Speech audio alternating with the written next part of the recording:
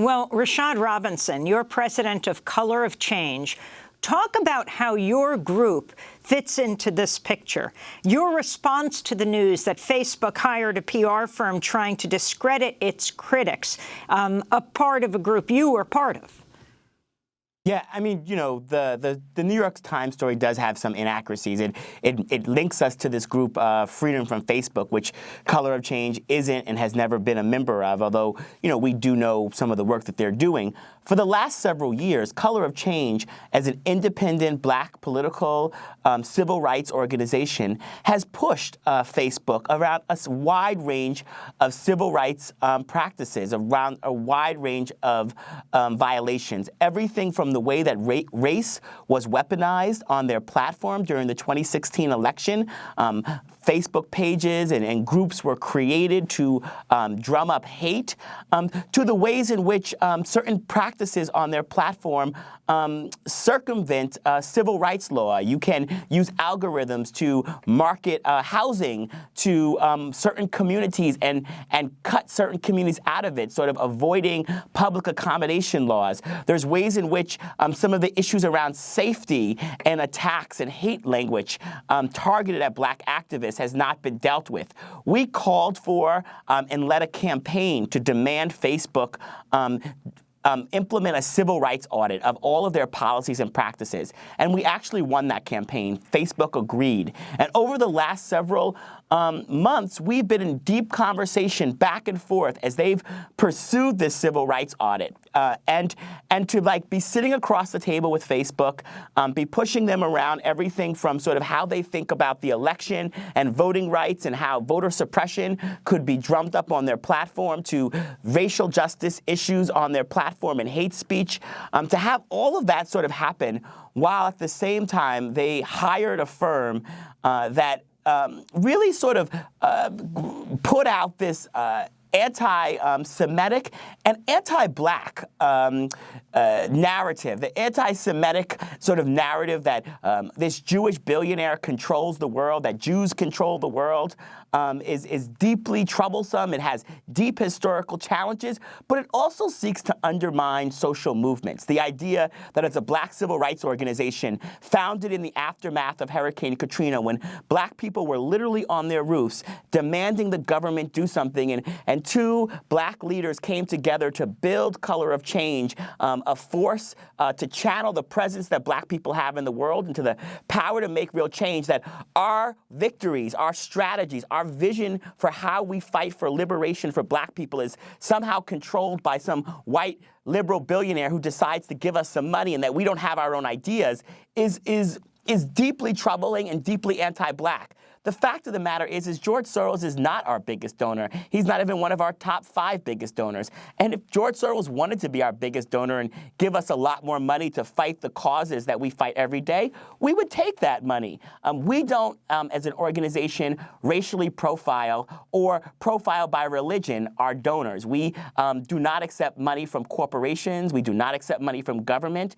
And what we do every single day is try to work to build power and change the rules that hold black people back. And so to be in this conversation right now is deeply troubling. To have Facebook deploy these tactics, which are being deployed around the world, especially in this moment where we've seen such an uptick in anti-Semitic hate, an uptick in anti-black hate, seeing the consequences of that in really stark ways with deep violence happening to communities, that Facebook would do that and has yet to apologize for the hiring of this firm, for these tactics it deploys.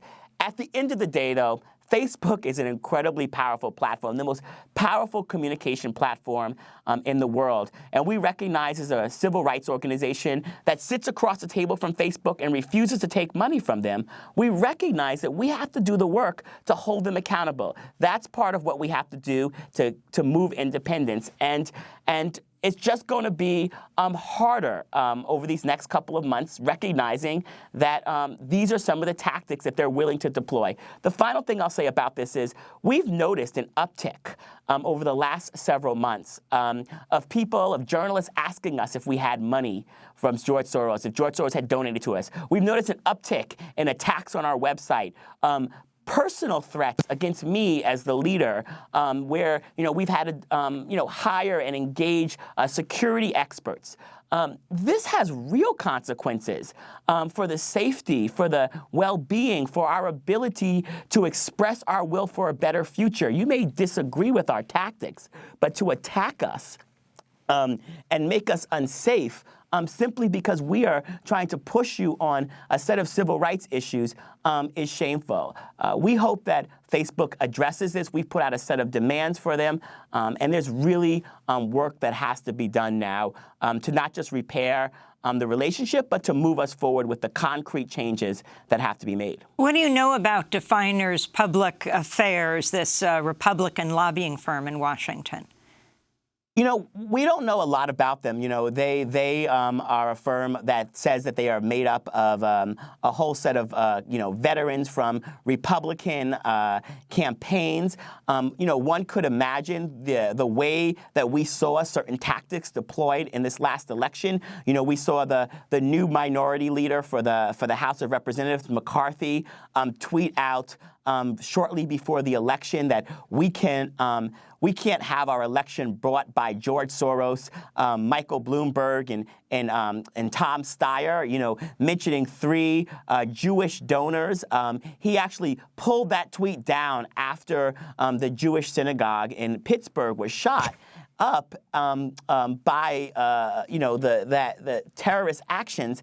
And pulled that down because it was very clear that type of narrative about Jewish folks sort of controlling and dictating the terms at which people raise their voices, make their voices heard in our democracy, fight for a better future, is this old trope. And the fact that they would take it down, recognize that they knew they had a problem. But we've seen these tactics deployed across the right wing. And to see that an organization that occupies such a mainstream space sort of move to these type of tactics also shows the ways in which these larger sort of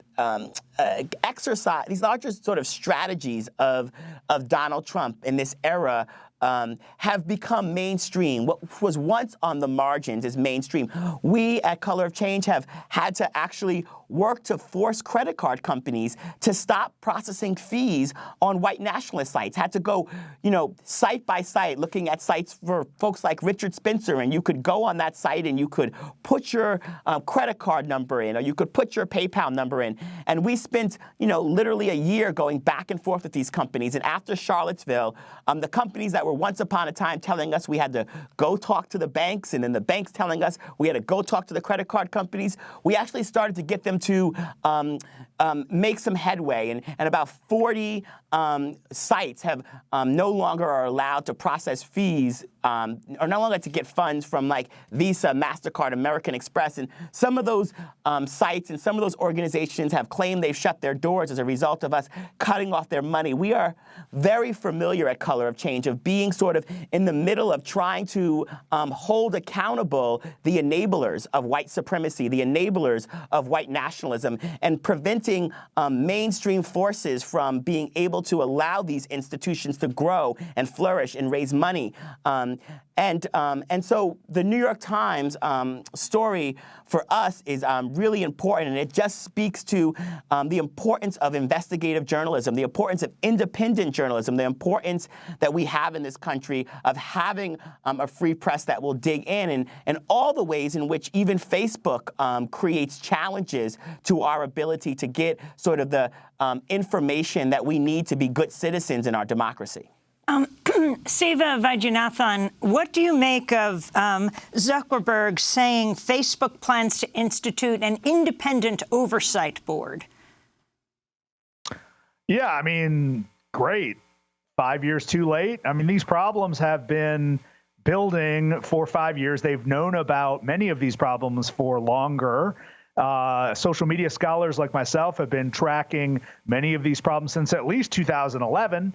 And Facebook has never taken it seriously. We know now from the Times article that Facebook's put a tremendous amount of energy into distracting us and confusing us and flooding the media ecosystem with more propaganda to get us all messed up about what's really happening. So yeah, an independent review board. I mean, it'll probably be as effective as the independent review board that was supposed to clean up Uber. I mean, look, the fact is Facebook can't fix itself. It's too big. 2.2 billion people post things to it regularly in more than 100 languages. If you're going to host 2.2 billion people, a good number of them are going to mean to do harm to other people, right? Because we don't have that many great people in the world. So what is Facebook going to do about that? Well, it can't. It's too big. It can't filter. It can't edit. It just can't deal. That's one of the problems. Then you have its algorithms, which are explicitly designed to amplify things that generate strong emotions, like hate speech, like calls to genocide, like conspiracy theories,